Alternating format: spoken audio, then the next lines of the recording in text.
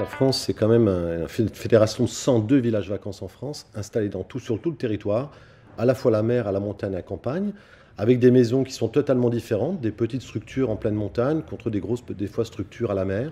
Donc des bâtiments différents, des implantations différentes. Et il nous paraissait beaucoup plus judicieux de faire du développement durable quelque chose de beaucoup plus fort qu'un simple écolabel qui repose uniquement sur une infrastructure de bâtiments. Et puis d'avoir un label aussi, je dirais, encourageant, enthousiasmant pour les équipes de travail, et qui ne soit pas uniquement figé dans le temps. C'est-à-dire que nous sommes sur une démarche de progrès.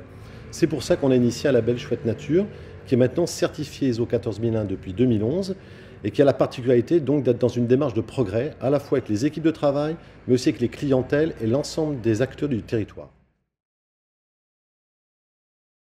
Oui, une dizaine d'engagements que sont les économies d'énergie, les économies d'eau, la gestion aussi du bruit sur le village vacances, la gestion du patrimoine, du bâtiment, la gestion des espaces verts, mais aussi toute la partie restauration, parce qu'elle intègre, elle, l'ensemble des acteurs locaux, donc tous les petits producteurs locaux que nous intégrons dans le label, parce qu'ils participent vraiment au développement du label par la découverte de produits absolument exclusifs.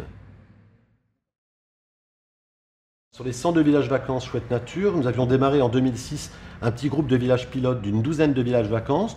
On est monté progressivement en pression et aujourd'hui il y a 52 villages vacances labellisés Chouette Nature, c'est-à-dire plus de la moitié du réseau. Et on espère, on n'aura jamais 100% des villages labellisés parce que ce n'est pas l'objectif. Il faut que ça soit un engagement de la part des villages, un engagement des équipes de travail, un engagement aussi sur le territoire. Donc on espère avoir à peu près 70% du réseau qui pourrait être labellisé d'ici les 4 à 5 années. C'est un label collectif, ce n'est pas un label initié par une seule personne dans un village, mais ça intègre l'ensemble des conseils d'administration, puisque nous sommes essentiellement gérés sous forme associative dans les villages vacances. Donc c'est le conseil d'administration, c'est le référent Chouette Nature, qui est en général le directeur, mais c'est aussi toute son équipe de travail, mais aussi les clients. On y associe les clients. Alors on n'est pas des ayatollahs de l'écologie, hein, c'est de l'engagement naturel. D'abord c'est du bon sens, Chouette Nature, et puis c'est aussi tous les acteurs locaux.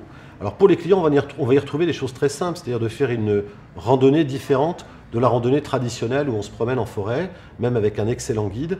On va mettre un petit peu de thématique, c'est-à-dire que l'année dernière nous avons initié des randonnées d'observation via l'organisation Noé Conservation et le Muséum d'Histoire Naturelle.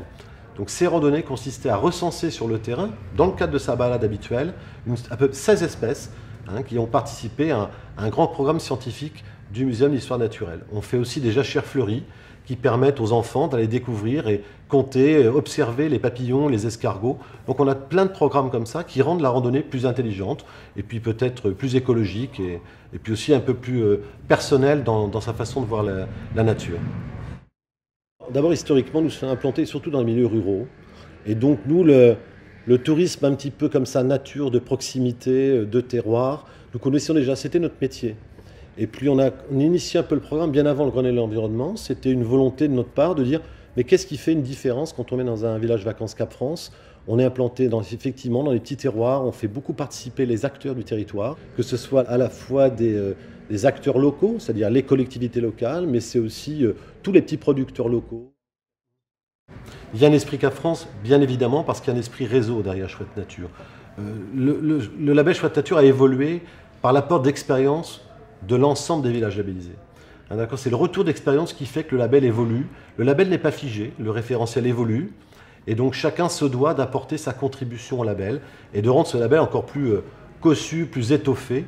Donc toujours dans l'intérêt de notre environnement, mais aussi dans l'intérêt de nos clients qui nous rejoignent et qui participent activement à ce label.